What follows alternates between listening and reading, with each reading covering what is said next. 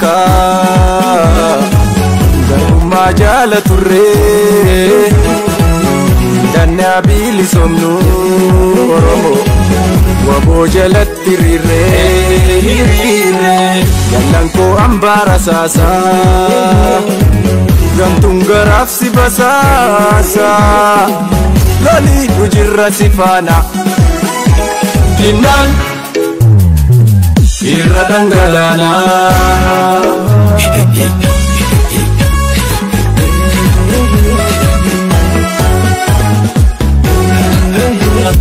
ተገባይ ጎንበስ ቀና ብሎ ያበላል ያጠጣል ያለውን አካፍሎ ወርቅ ያበደረ ተተር መከፈሉ ደጉ ያገሬ ሰው ምንድነው በደሉ አሃ ምንድነው በደሉ አሃ ምንድነው በደሉ አሃ ምንድነው በደሉ አሃ ምንድነው በደሉ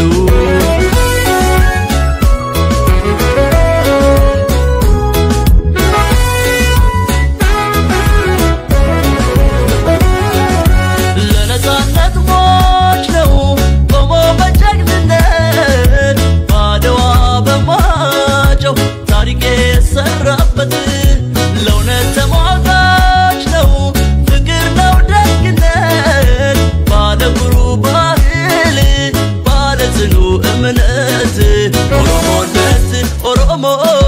ኦሮሞነት ማለት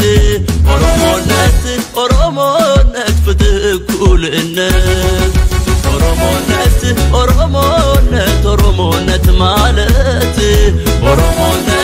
ኦሮሞነት አንድነት ቅንነት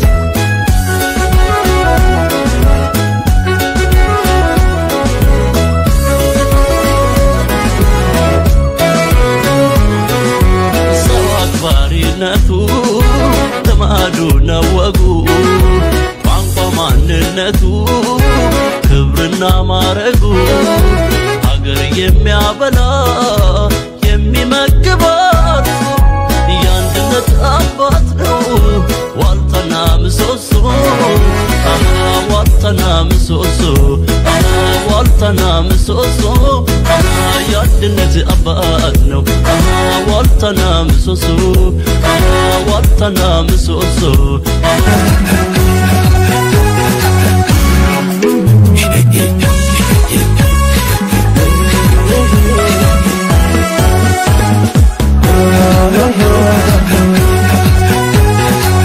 lafeef dhiigaan ijaaramtus waboo abdii bilisummaa ololli sobaa sirraasoo loltuu nagaa bariisumaa. Muratis deemaatis jirraa karaa xumuraarratti immoo kan kaafnu waraana adda bilisummaa Oromoo yeroo ammaa kana qeerroon biyya keessaatii fi akkasuma qindoominaa kallattiilee garaagaraatiin ammaa kana qeerroon jalmaroo dirribsaa akkuma beekamutti ani biyya sanittiin hin galu jecha isaa kan gaafa ummanni galii keessatti dubbatee isinii jalqaba ani biyya sanitti yookiin ammoo biyyi sun nagaa taatee yookiin sabni kiyya nagaa ta'ee hin argine gaafa sabni kiyya nagaa ta'e anoo nan gala hanga garuu sabni kiyya qulqullummaa saba ofii biyya ofii qabatutti ani hin galu yoo isin na diddanis bineensa bosonaa bilisa baasa jechuudhaan dide.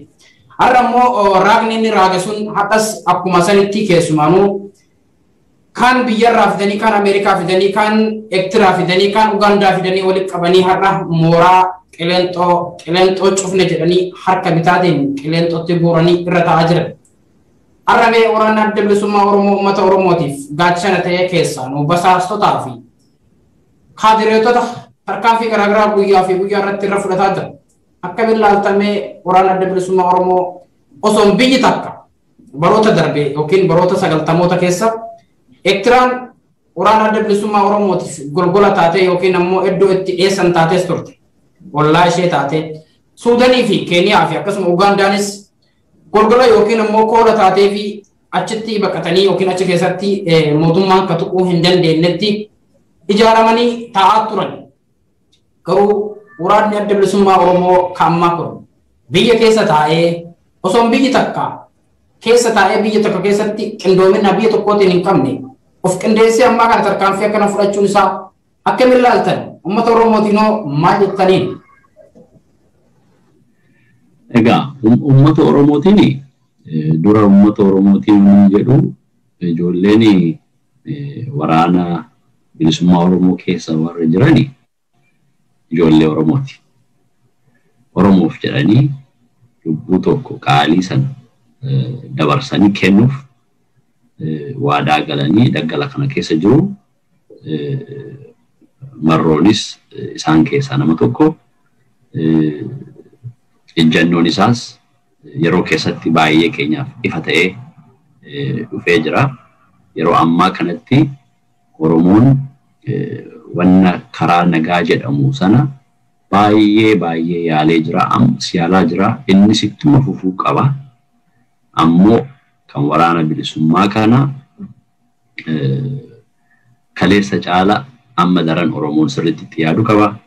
Ijoollee isaa kunuunfachaa jira karuma danda'ameen, garuu karaa faayinaansiitiin karaa adda addaatiin ammas jabaatee itti fufuu qaba. Dhiyoo kana eenyu namichi prosperity keessa kan jiru tokko maqaan isaa Caffee keessatti waa'ee waraana bilisummaa kana haasaa ture. Maal jedhee isin akkamitti warra TPLF mootanii garuu waraana bilisummaa Oromoo kana moo'uuf maaliif dadhabdanii jedhamee gaafa gaafatamu isa TPLF mootanii kan jedhu sana iyyuu akkuma beekamudha. TPLF ammallee karaa adda addaatiin sagaleen isaanii dhaga'amaa jira, gocha guddaa gochaa jiru. Mootanii inni jedhamuun suni fudhatama wanna qabu natti hin fakkaatu, karaa kiyyaan hin qabu. Isa kan wobootti gaafa hin deebi'u woboon uummata keessa jira. Uummatatu woboo kunuunsaa jira. Itti fufamuu qaba jechuudha. Nutis warra daasporaa keessa jirru karaa faayinaansiitiin, karaa adda addaatiin waraana kana qarqaaruudhaaf kutannee ka'uu nurra jiraata. Wanti tokko of course karaa waraanaatis wanni hojjetamuu qabu jedhee kana yaadu maali? Egaa gara yerootti gaafa deemtu wanna tokko jijjiiraa deemuunis barbaachisaadha. Haala ittiin kanaan dura fandii kana mallaa kana walitti qabaa turan sana sistema adda addaa jijjiiruun baay'ee barbaachisaadha.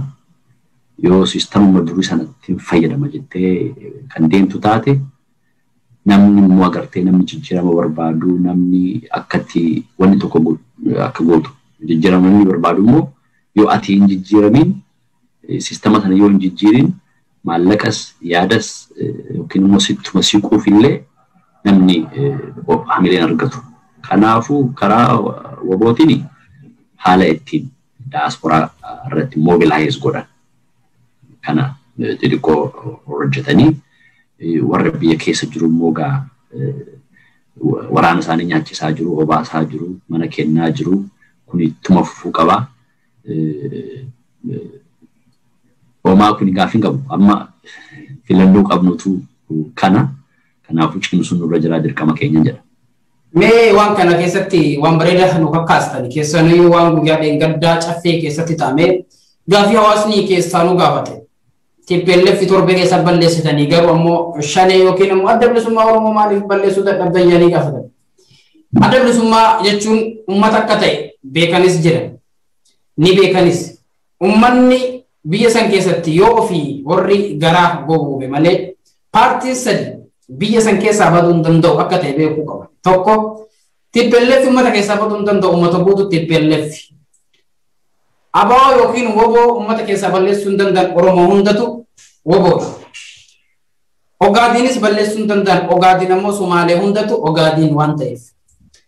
Yoo ofii of shawwatu yookiin ofii of sobuu ta'e malee yaa ta'u waan sanirraa wanti hamilee guddaa fi akkasuma ammoo tuyyuu abdii woboo warra bosona jiruutis ta'u nuti woboo hin dandeenyu riphee lolaa fi kan iddoo qabatee lolu wal adda jechuun isaa osoo nuti achi keessatti walgahii mootummaa geggeessinu achi keessa jiranii wajjin walgahii san geggeessanii waan baay'ee ummata keenyatti waan abdii horu tokko dhugaadha.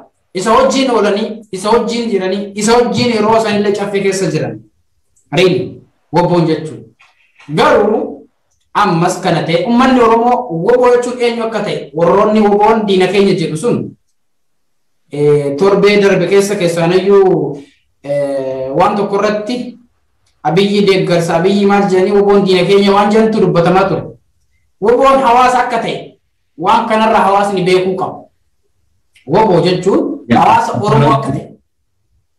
Yaa laala asirratti wanni ati jala murree hubachuun yoo jiraatu akka sabaatti wanti inni achirratti jedhe maali?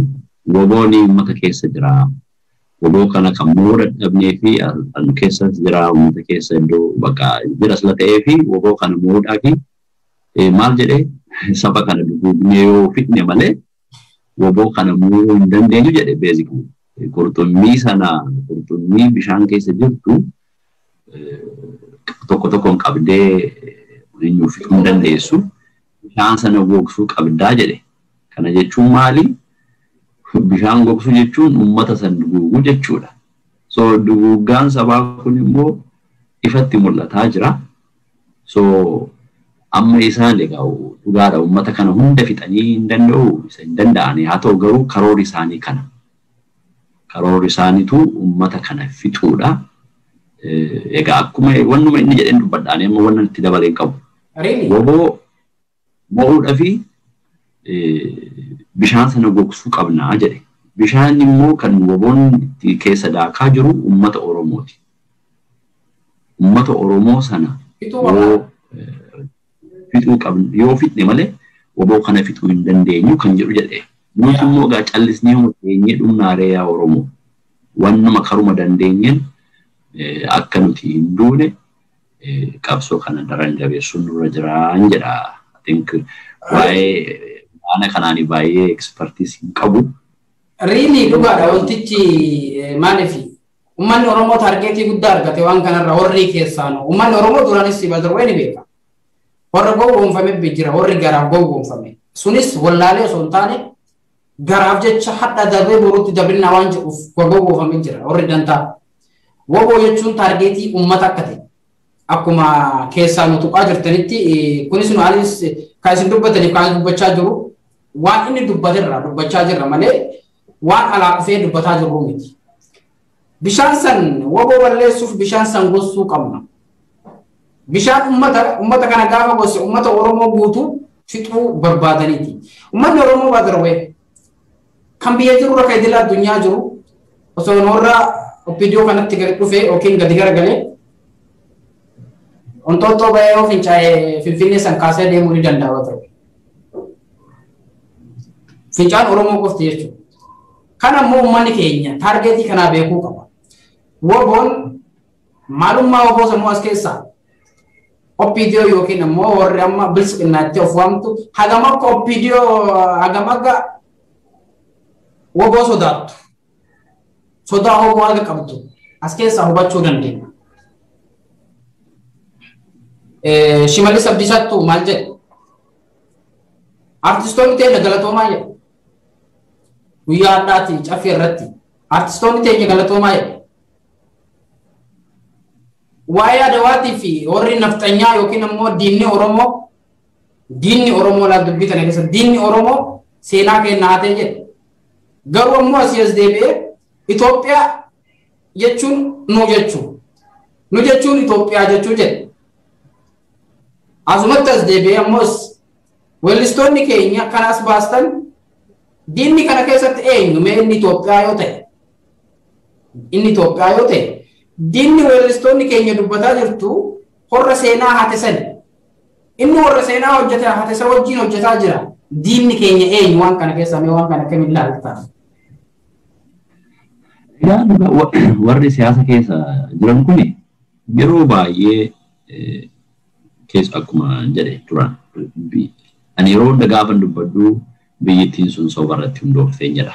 Ammas waa'ee Itoophiyaa waa'ee Adwaa in general Oromooni aarsaa guddaatti kafalee jira.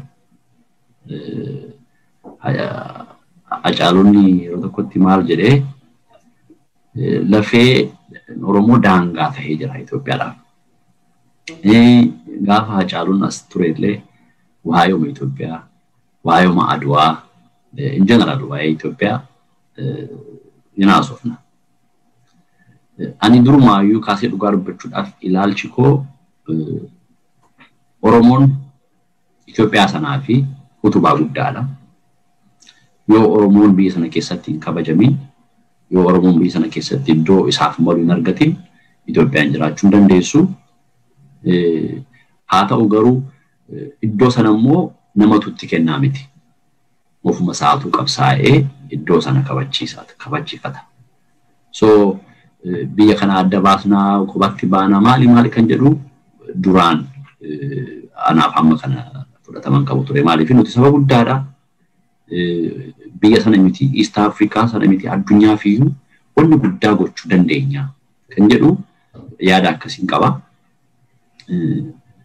Sirba tokko illee afaan Amaaratiin kanaan dura yeroo fincilaa sana baasee ture. Achirratti Hacaaluunis amma ta'e hirmaateera. Waa'ee Adwaa kana kaasa. Adwaa bamaa'ee ca'uu taarikii sarruubbat maali jedha achirratti. Warra akka Xilaahun Gassassaa fa'aa, Buzunesh Baqqalaa fa'aa, Abbabaa Biqilaa fa'aa, Looreet Tsaggaayee Gabramadan fa'aa, warra karaa Almaaz Moosiisaa fa'aa, Agituu fa'aa namoonni baay'een Itoophiyaa kan gochisiisan dhala Oromooti. Hayyuu Oromootiin goota Oromooti. Jarri seenaa hataniitu kan ofii godhatanii Itoophiyaa sana akka isaaniif taatu gaggeessaa turan. So Itoophiyaa sana yoo harkaa fudhanne durmaanuu maarraan qabanii Itoophiyaan keenya isaan fakkeessanii jechaan sila qawwee duraan qabu turanii fi qawweedhaan PR isaanis isa aalatti gadi ba'anii kun akka nama yoo kana UN'tti dura diaspora dhufee akka Amaarri special akka ta'e maali akka ta'e kaasoo viidiyoon tokko social media irra deemaa ture. Akkasitti yaada sanaan isa nuti mooneen isaan qawwee warra Ingilizirraa, Portugalirraa maalirraa argatanii Oromoo akkasitti gabroomsanii cabsan malee seenaan biyyattii sana durumaayyuu kaasee seenaa warra Kush. Seenaa sana deeffachuu qabna kan jedhu ani amantii akkasiin qaba. Hacaaluunis amma waa'ee Adwaa kana osoo inni achi deemee hojjetin dura gaafa inni as ture waa'ee sana illee haasa'aa ture. Seenaa nu jalaa fudhatame kana suuta jennee harkaa baasuu qabnaa kan jedhu. Jarri immoo warri amma Shimallis fa'aa akkuma jette kan isaan haasa'anii baay'een isaa wal faalleessa. Kan amma Oromummaa dura dhaabbataa jiru. Akka Itoophiyaan kun hundaaf taatee akka hin ijaaramne kan dhorkaa jiru. Garuu kun warra Adwaan maali jedhanii warra suuraa Minilik fuuldura qabatanii namichi gaafa Adwaan lolamu inni baqatee iddoo tokkotti nama ture sana amma gadi baasanii akka ittiin goota ture maali odeessanii kan moo'e garuu nama 13 waraana gaggeesse keessaa nama 11 nama 9 kan Oromoo ture. Farda Oromootu dhaqee Adwaa sana lole. Kun yooma gaafiin qabu garuu lollee deebi'ee sanuti moore santu nurratti immoo hojjetame jechuudha. So moo'uun sun kanuma keenya. Garuu achi booda immoo wanni hojjetame numarratti deebi'ee hojjetame jechuudha. So warri amma nurratti hojjetantu Adwaa sana immoo akka hin taanetti inni godhu. So wanti kun baay'ee wal xaxaa qaba. Warri siyaasaa keessumatti warri sana keessa jiranii afaan qulqulluun dubbatanii gaafa isaaniif tole warra nu cabsee warra cabsinee jiru. Jiddumaanii waa'ee Adwaa kan osoo bira hin tarin yookiin irratti dubbatan. Adwaan maal akka ta'e silaa artistiin haasawa qofaanii miti beetu jeedaloonillee yookiin immoo walaloonillee yeroo tokko hawaasa keenya akka kaasa. Osoo irraa nu jettanii akkam jettu? Kama keessan irraa anyway yookiin Hacaaluu fa'aa fayyadamtanii. jechuun egaa ani amma dhugaa dubbachuudhaaf deengaddas wal hiduu irratti sagaleen kiyyaa eenyu miti eenyu qaba garuu duratti kanan eenyu si kaase specifically Adwaa irratti osoo hin taane rakkoo dhumti Oromoo maaliif hacuucamaa otoo karaa fiigichaan biyya sana alaabaa biyyattii sana eenyummaa biyyattii sana addunyaatti ol kaasaa jiru osoo karaa artiitiin karaa katabbiitiin Xilaahuun Gassasaan fa'aa Buzunesh Baqqalaan fa'aa afaan sana afaan artii godhanii ol kaasaa jiran osoo karaa lolaan immoo Baalchaa Saafoon fa'aa Garasuu Dhukkiin fa'aa biyyattii sana eenyurraa godhaa jiranii Oromoof garuu maaltu har'a maaliif Oromoon ajjeefama afaan Amaaraatiin amma eenyu isaa yoo sitti mee እንግዳ ተቀባይ ጎንበስ ቀና ብሎ ያበላል ያጠጣል ያለውን አካፍሎ ወርቅ ያበደረ ጠጠር መከፈሉ ደጉ ያገሬ ሰው ምንድነው በደሉ ማሃልሙ በሌሲ ኦሮሞኒ ከተመንደ ወርቂ ካሴ ከኔ ልቡሳ ቃሊ ከኔ ሀረገሩ ማፍ ጅበማ ማፍ ሶዳተማ ማሊፊ ከንጀኙ ጎኔ ይሰጋ studio keessa yoo nyugote hagadhisu me kanas studio keessa akkuma kanaani jecha kana fayyadamne keessanu waa'ee kanarra kan laalu ta'a guyyaan boru akkuma beekamutti Adawaa yookiin immoo biyyattii keessatti kan kabajantu mul'ata akkuma kanaan immoo guyyaa hadhaa akka wal dhabbiin tokko uumametu dhagahamaas jira keessanuu Oromoo fi Amaarree magaalaa Finfinnee keessatti sababa waa'ee Adawaa irrattis akka wal dhabbiin tokko uumame dhageenye galgala kana Odeeffannoo achi dhufaa jiru fi keessanuu artistoonni Oromoo ifaajee keessaan seenaa hatame deebisuu keessatti qooda guddaa akka qabdanis uummanni keenyas akkasuma kanaani uummanni Oromoo guutuu ragaa baha artistiin Haacaaluu Hundeessaa keessanuu dhaloota qubee yeroo ammaa kanatti jarra 21ffaa keessatti waan guddaa gaafa TPLF farda godhattee jara horra hadhaa nuti akkas yookiin abbaa biyyaati nuti mootummaadhaaf jedhanii 4 kiiloo situ aane jedhee lubbuu fi qaadii dabarsee kenne fuuldura isaaniitti farda keenyaan beekan ka gaafa Adawaa san jechuudhaan itti weellisi Haacaaluu Hundeessaati garuu haa ta'uu har'a immoo weelluu fi Haacaaluu Hundeessaas ilmaan Oromoo jaarraa kana keessatti ija ofii fuulduraa dhaban Haacaaluu Hundeessaa lubbuun dhabamus yoomis uummata Oromoo keessa jira seenaan inni dalagee uummata Oromoo keessatti bara baraan yaadatama mee karaa xumuraatti keessumaanuyyuu mee uummata Oromootiif wobo karaa xumuraatiin maal jettanii gaaffii uummata Oromootiif maal uummata Oromootiif akkasumaani adda bilisummaa Oromoo yookiin wobo qeerroo amma biyya keessaa injifannoo garaagaraa gochaa jiran maal jettanii karaa xumura gaaffii keenyaatti egaa uummata Oromootiif uummanni Oromoo uummata baay'ee guddaadha sirriitti Oromoon maal akka qabu eenyu akka taane beekuu qaba. Beekuun qaba yoo jedhu beeku jechuuf osoo hin taane hammam guddaa akka taane hammam biyyattii sana miti addunyaadhaaf wanna ta'u akka qabnu gadi fageenyaan sirriitti beekuu qaba. Of akka laayyootti of ilaaluun qabu manni Oromoodha. Ergan kana jedhee booda ammas yoo tokkummaan lolate yoo tokkummaan wanna godhu hunda godhee salphaatti wanna guddaa godhu danda'a Oromoo jijjiiruu danda'a biyyattii sana jijjiiruu danda'a addunyaa kanaaf wanna guddaa gumaachuu danda'a yeroo tokkotti jecha ati duratti jettee think Colonel Alamuu Qixxeessaatu jedhee natti fakkaata nuti yoo dhaabbannee sulultaarraas gadi fincoofnee yoo nuti walii gallee jechuudha qabbooyi tokko keessatti yoo kan gochuu dandeenyu ta'e fincaan keenya iyyuu wanna kana doololloo ta'ee fudhatee deemuu danda'a akka jedhani ammas inni maal mul'isuu fi yoo nuti tokko taane yoo wanna goonu sana mariidhaan goone isa duratti jechaa turre looma xixiqqaa fakkaattu kan guddaa goonee fudhannee wal dhageenyee isa wal dhageenyee sana immoo jirra hojjinee kan deemnu yoo ta'e Oromoon yeroo gabaabaa keessatti wanna guddaa gochuu danda'a. So bu'uurri maalidha walii tokkummaadha walii galteedha gandaan amantiin ilaalcha siyaasaatiin waama xixiqqoo kanaan Oromoon wal qooduu dhiisuu irra jiraata. Uummanni warbachuudhaaf uummanni baay'een waliin qoodu warruma kunoo beekaa jedhamanii hayyuu jedhamanii karaa adda addaatiin dhaabaa adda addaatiin warri hogganaa turanii isaantu amma ta'e wanna kana eenyu godha malee uummanni Oromoon idduma asii deemtee gaafa achi deemtu uummanni wal qooduu maalii kana hin beeku. Garuu warri hayyoonni keenya amma danda'ametti hojiin isaan hojjetan saba kan akka walitti fidu kan tokkummaa isaa cimsu kan boru isaa mul'isu boruuf akka wanna gaarii lafa kaa'u kan gochisiisu irratti yoo dalaganii boruun keenya ifaawwamaa gaaffii qabu. Waboonis egaa abdiin uummata Oromoo isa guddaa yeroo ammaa kanatti waboodha.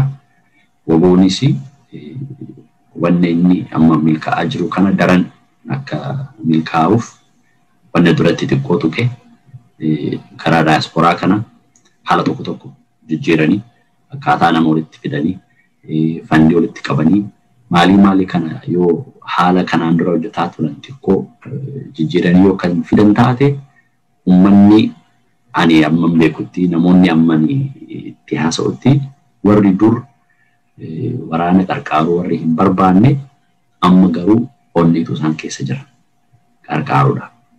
Garuu haala itti hojjetamu haala adda addaa mijeessuu jijjiiruu refresh gochuu yeroo kanatti Oromoon carraan nuti qabnu akkuma duraan jedhe tokkuma jiraachuudhaaf gidduudha. Jiraachuu mannaa immoo du'uu mannaa jiraachuu filannaa hundi keenya iyyuu. Kanaafuu akka hin duuneef harka walii qabannee wantoota xiqqoo tokko dhaan wal muufannee adda deemuu osoo hin taane wal gorfachaa walii wajjin masakamnee dhaggeeffachaa deemuudha. In general Oromoon yaada lamaan dhaaba lama jira yeroo ammaa kanatti amma naagaleetti yaada lama jira. Oromoon hundi akka kiyyatti jechuudha. Oromoon hundi yaada lamaan kana dhaaba lamaan kana fudhachuu qaba. Warri karaa nagaadhaan deemus haa deemu garuu warra karaa lolaatiin deemuu haamaa isaanii dubbachuu dhiisuu qaba. Dandeenyaan amma danda'ee saantima takkittis haa taatu warra waboodhaaf qarqaaruun dirqama isaati. Warri waboos warri karaa nagaa deemaa jiru kanaani lakkii kun hin ta'uu maal jedhanii haasa'uu dhiisanii karaa isaan itti jiran kan jabeessanii warri immoo karaa waboo qarqaaru kuni dandeenyaan amma saantimii takkittis haa taatu warri karaa nagaa deemu kanaan yoo kennuu danda'anii yoo saantimallee kennuu dadhabanii garuu irraa callisanii yaadni lamaan kunii fi dhaabni lamaan kunii Oromoodhaaf jijjiirama guddaa fidu.